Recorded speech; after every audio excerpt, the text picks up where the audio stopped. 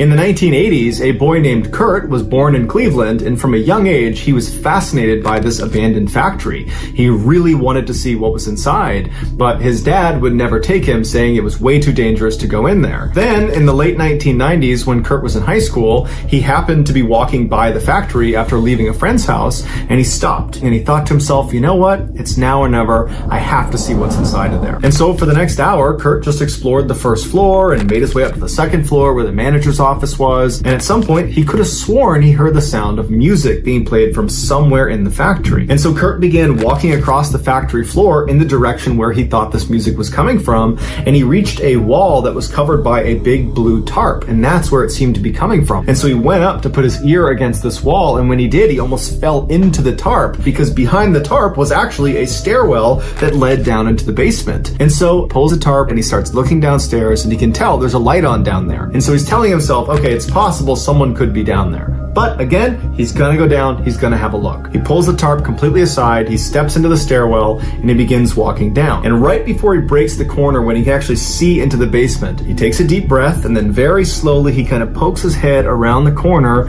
and gets a look inside the basement. And sitting in the middle of the room is a cassette player with the play button pressed down that's playing the music. So he's found the origin of the music. And then he starts looking around and realizes on all of the walls are pieces of paper, hundreds of them, that have all been plastered to the walls that all say the exact same three words: she gotta run. And then behind it on the ground was this massive stack of VHS tapes, and each of them had a woman's name on it. And Kurt, from a distance, could only make out one name, which was Jessica, but he could clearly see there was a bunch of other tapes with different names on them. Kurt suddenly was not feeling brave anymore and wanted to get out of there immediately, because at this point, he's pretty certain that whoever's down here is not a good person. And so he turns around and he starts walking up the stairs, and he makes his way out, and he's out to safety again. Even though Kurt was really excited about having finally explored the factory, on his walk home, it dawned on him that while he was there, someone had to have manually pressed the play button on that tape recorder that was playing the music, because it wasn't playing when he got there. So either he miraculously avoided ever making contact with this person or group of people inside of this factory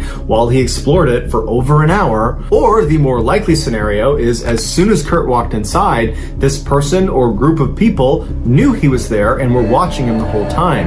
And maybe when they hit play on that cassette player and started playing that music, that was just an attempt to lure Kurt down into the basement. Who knows what would have happened if he had stayed even longer?